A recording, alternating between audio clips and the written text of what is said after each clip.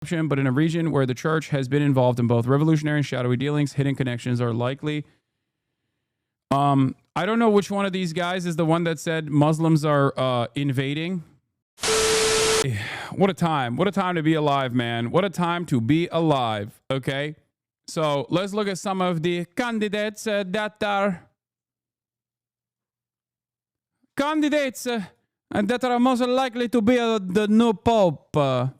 Trade unions have been an essential force for social change without which a semblance of a decent and humane society is impossible under capitalism, said the Pope, Pope Francis. A woke Pope. He is a woke the Pope. But in any case, let's look at these top papabili.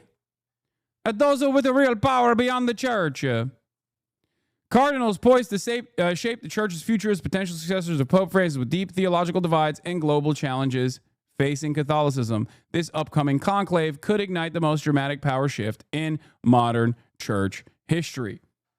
There are 3 different brackets. The Vatican insiders and power brokers, candidates who are deeply embedded in the Curia, aggressive and a globalist wing. Those aligned with the Francis reforms, decentralization, and social justice priorities. And with the Francis reforms, decentralization, and social justice priorities. And you have the traditionalists, who are the anti-Francis coalition. Also, thank you, Hibbity Hubla, for the 10 gifted sub. Para the 10 gifted sub. Thank you, grazie.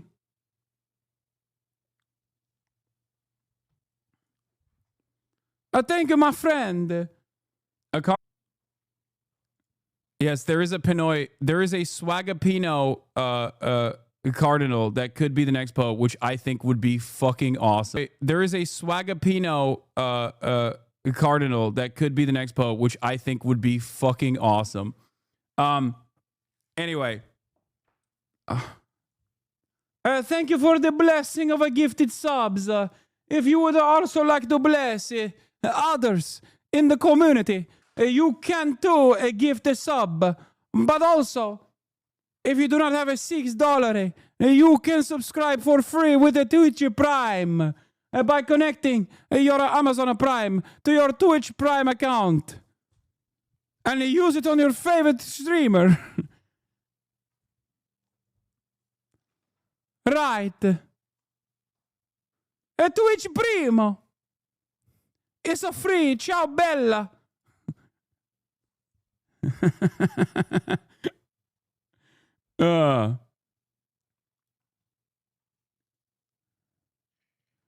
All right, let's get back at the new Pope, the top papabilli.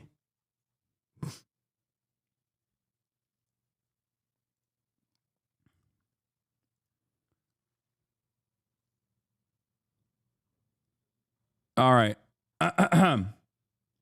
Can we watch Conclave? Can we watch a Conclave clip? Tucci is the GOAT? Sure. Common sense approach to such issues as gays and divorce. Tell them I stand for never returning to the days of the Latin liturgy or families of 10 children because Mama and Papa didn't know any better. That was an ugly and repressive time, and I'm glad that it's over. Tell them I stand for respecting other faiths. Mitochondria! Thank you for the 5 community gifted subs. For tolerating other views within our own church. And tell them that I believe women should play more of a role in the Curia. Let's not mention women. Why? Brother, I have no intention of concealing my views or pretending to be anything other than I am in order to sway any of our number who are undecided. So, if you want to canvass on my behalf, then make sure that my message is clear. I stand for everything that Tedesco does not. Okay. If you'll excuse me.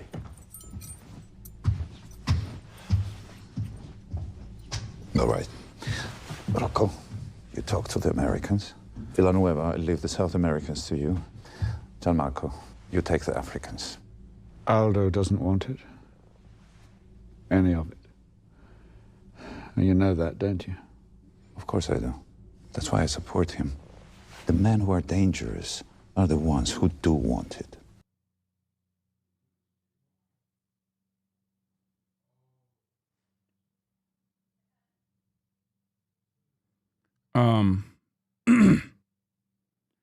Hold on, I'm tweeting something.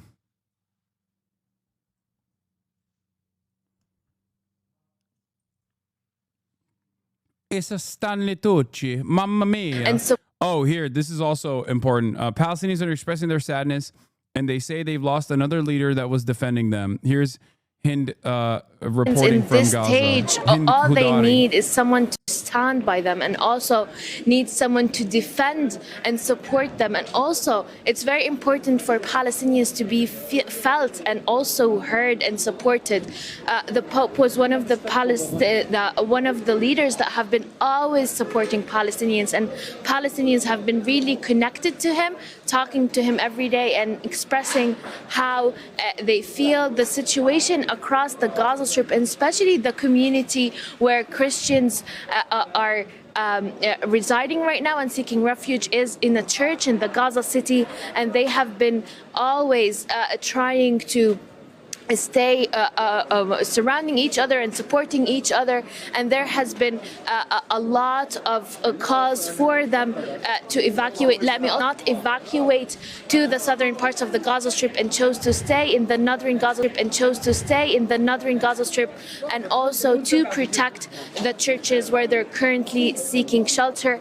Palestinians now are expressing their sadness, and they said that they lost another leader that was defending the Palestinians, and also has been always vocal about the Palestinians and defending the Palestinians. Baba geldi. Yalnız galiba geldi. Evet, kapıda. Evet. Yok, delivery.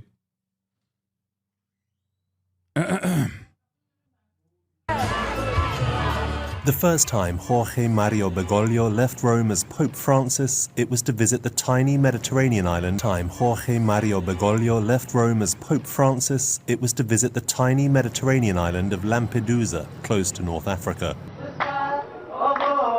Include Bab. I arrived 3 or 4 years ago. I came by sea and I ended up here at Baobab, the first day that I arrived in Rome. For me, Baobab is a second family, and so I arrived in Rome. I arrived 3 or 4 years ago. I came by sea and I ended up here at Baobab, the first day that I arrived in Rome. For me, Baobab is a second family, and so I documents or also help with my needs. Food, rent, a place to sleep. Baobab is a second family, and so I documents or also help with my needs. Food, rent, a place to sleep. Ciao! Among the longest food, rent, a place to sleep. Ciao! Among the longest serving with refugees and migrants, much and this is important. Refugees and migrants, much and this is important. We have excellent relations within the church, especially with the Pope. This is important. We have excellent relations within the church, especially with the Pope's head of charity. Night after night. We have excellent relations within the church, especially with the Pope's head of charity. Night after night, come rain or shine, some of Rome's neediest people come here to eat for free. It's part of a program encouraged by Pope Francis, and organisers hope that this kind of meaningful support for the city's homeless and its refugees will continue long after his passing. Pope Francis represented something that we had never had. He said migration is an issue we have to deal with. Andrea Costa founded Baobab in 2015. Andrea Costa founded Baobab in 2015, at a time when Italy's right-wing parties were often demonizing migrants. He's faced not just criticism, but even criminal charges for his work supporting them in Rome. But after Pope Francis publicly backed his work and that of other migrant support groups, Costa was acquitted. In that situation, if the Pope speaks in Italy, he still has, his words are still heard by, for example, by judges. Francis frequently used his symbolic pulpit, often on the world stage, to preach a message of tolerance and support for refugees and migrants on their journeys, as he did in August 2024. Fondata sulla giustizia, sulla fratellanza, sulla solidarietà. Justice, brotherhood, and solidarity will save migrants from deadly seas and desert crossings, he told the crowds outside St. Peter's Church in Rome. And throughout his time as Pope, Francis used both words and deeds to express that solidarity himself, famously washing the feet of refugees in Rome as a symbol of his support. Willem Marx, Al Jazeera, Rome. But let's get back to the top of papabili, okay?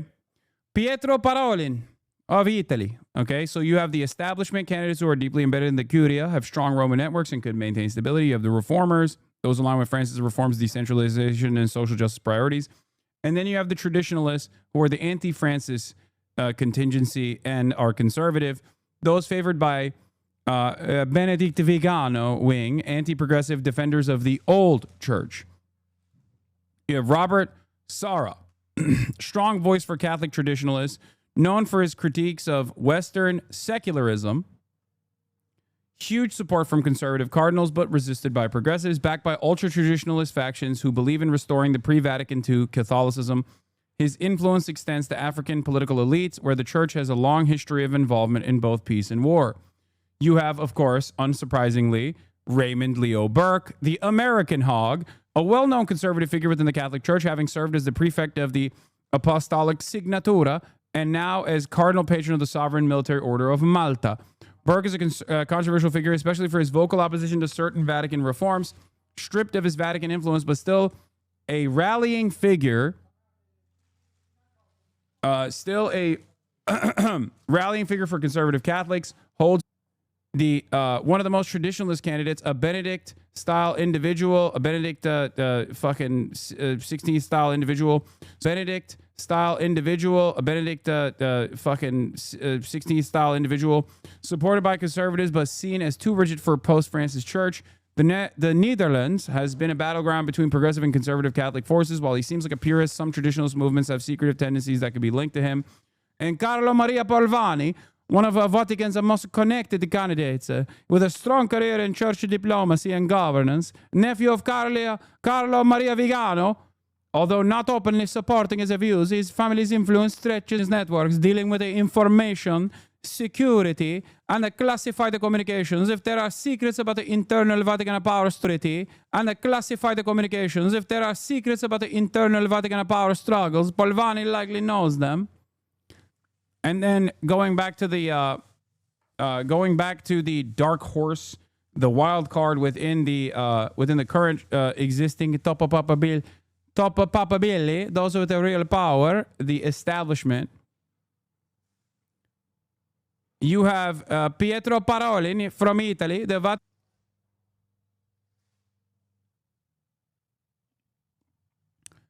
well-connected in the Roman Curia and appeals to both moderates and conservatives. He's the Vatican's top diplomat, which means he... Well-connected in the Roman Curia and appeals to both moderates and conservatives. He's the Vatican's top diplomat, which means he deals with governments, intelligence agencies, and secret deals. If there's a modern interpretation for Black Pope, he fits the bill. You have Matteo Maria Zuppi, Archbishop of Bologna, and a rising star who represents the more pastoral and social justice-focused wing of the church, similar to Francis, linked to Sanegidi Peace and a humanitarian group, sometimes referred to as the Vatican CIA. Referred to as the Vatican CIA. This organization has at times worked in negotiations where intelligence agencies and underground forces intersect, especially in war zones. Peter Erdo, of Hungary. Strong intellectual and theological background, former head of the European Bishops' Conference, appeals to conservatives without being too radical. Canon law expert, previously seen as the potential Benedict successor. Erdogan is linked to the old Catholic aristocracy of Eastern Europe. Hungary's historical connections to the Habsburgs and the Holy Roman Empire means he has deep ties to monarchist movements. Mario Grech, the wild card, least likely candidate. As the Secretary General of the Synod of Bishops, Grech is a key architect in Francis' vision of a listening church. While he is not considered a frontrunner, his position allows him to control the synodal process, making him a power behind the throne. Vast Maltese network, which includes high-ranking Vatican diplomats and secretive Catholic organizations. And then you have the woke guys, the wokes, the quadruple wokes, aligned with Francis' reforms, decentralization, and social justice priorities. You have my favorite pick here, the Swagapino, Luis Antonio Tagli, the face of the growing Asian Catholic Church, former Manila Archbishop, now heads the dicastery for evangelization of Francis' favorite, warm, charismatic, and pastoral, has Jesuit backing despite not being one, has links to Asian power structures, especially in China, and the growing underground church give him influence that the average cardinal lacks, except Xi famously just banned missionary work in China. You have Jean-Marc Avelin, current Archbishop of Marseille, key voice in the Catholic-Muslim dialogue, born in Algeria, has deeply involved in interfaith work, has a missionary mindset, represents the Catholic intellectual elite in France. His connections to French esotericism and philosophy give him an unusual type of influence. His intellectual circles likely intersect with these ideas. Wilton D. Gregory, first African-American cardinal, Archbishop of Washington, D.C., would be a historic choice, some influence in American Catholicism, but the U.S. church is divided and often distrusted in Rome. American Catholicism has its own share of scandals. Gregory has stayed clean, but his position in D.C. puts him close to power structures that overlap with intelligence and political agencies. And Fridolin Ambongo, strong voice for Africa, a Francis-style social justice leader, Archbishop of Kinshasa, strong ties with African bishops in Latin American liberation theology circles. He has stood against corruption, but in a region where the church has been involved in both revolutionary and shadowy dealings, hidden connections are likely. I don't know which one of these guys is the one that said Muslims are invading. Cardinals likely to become Pope, a much more simplistic version of this. Pietro Parolin, considered moderate against surrogacy and gender ideology. Peter Erdo, we already talked about conservative tendencies against conservative with stance against refugee. The German one.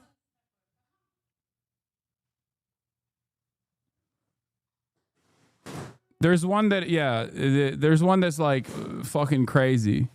Gerhard Ludwig Müller, I think that's the one. Pre-Vatican II means Catholics who believe the Jews are responsible for Jesus' death, anti-Semite faction.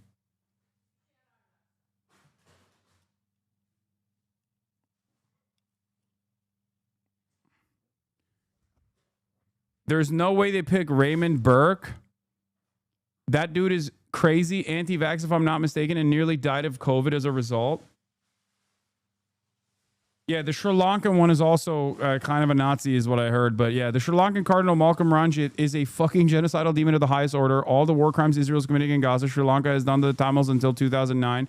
And the Sri Lankan Cardinals supported every bit of those war crimes. Tamil priests were writing to the Pope as they were being bombed while he supported it. He's a real piece of shit.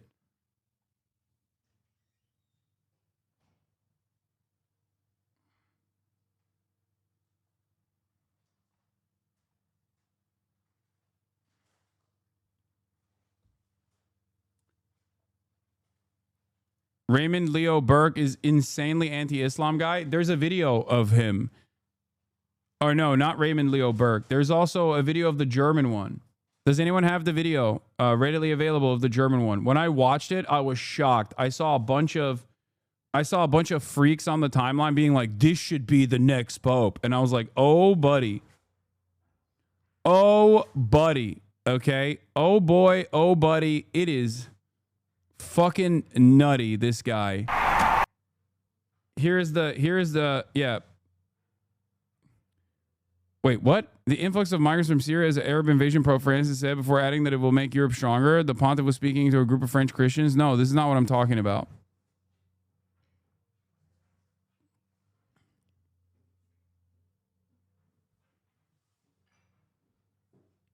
No, this is not what I'm talking about. There's another one. Also, his position has evolved on this, clearly.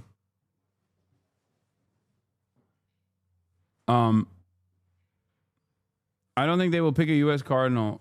No, I think it was. I think it was the German one that was talking about how, like, yeah, he said it was a he said the influx of migrants from Syria as an Arab invasion, before adding that it will make Europe stronger. The pontiff was speaking to a group of French Christians Thursday when he said that Europe has seen many invasions over the course of history. How many invasions has Europe experienced in the course of its history?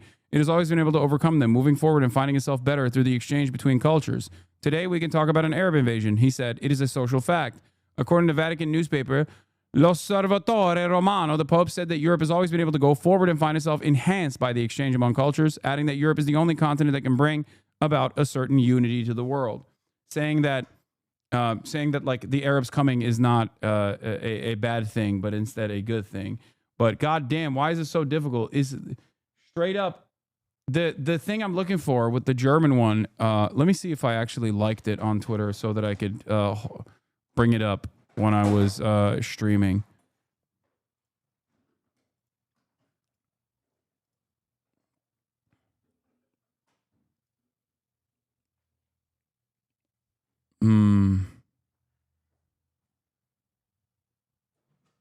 Where is it? Where is it? Where is it? Where is it? Maybe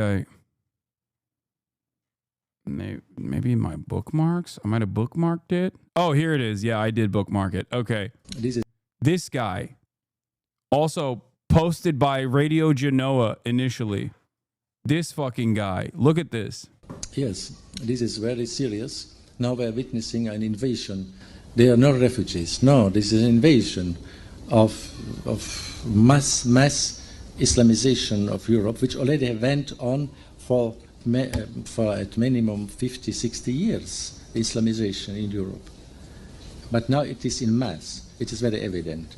And so this is a global political agenda by the powerful of the world to destroy Europe culturally and religiously. I mean, to destroy Christianity ultimately in Europe, with the help of the massive Islamic population. And I was reading recently an article of a sociologist who made a calculation that maybe in 30 or 40 years, when it's now going on, so the majority of the population of Europe will be Islamic. Europe will be Islamic when this will go on, because the European people have almost no children, 1 or 2. The Muslims there, they have 5, 6 to 10 children, and so it is. You can only make mathematics, and then you can. Dude, isn't that just a great replacement theory? Yeah, it is, because he's a fucking Nazi. Yes. Also, not that surprising that a bunch of people in the Catholic Church would be Nazis. Hello? I mean, Pope Benedict literally was a part of the Hitler Youth.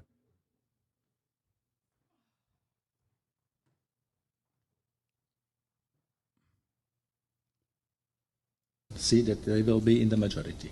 And so maybe it is a permission of God that then the church, being surrounded by an Islamic society which is not tolerant and which will not be tolerant, and then the Christianity, the church will be maybe purified with this, and the purification is good also. Tricaster, especially anti-Semitic as hell. Yeah. No, it's the fucking Jews killed Jesus crowd.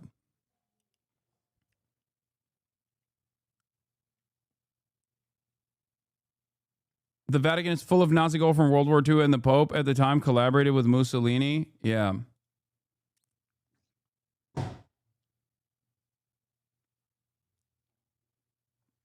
And they're, yeah, I saw like Radio Genoa and a bunch of fucking groped up freaks.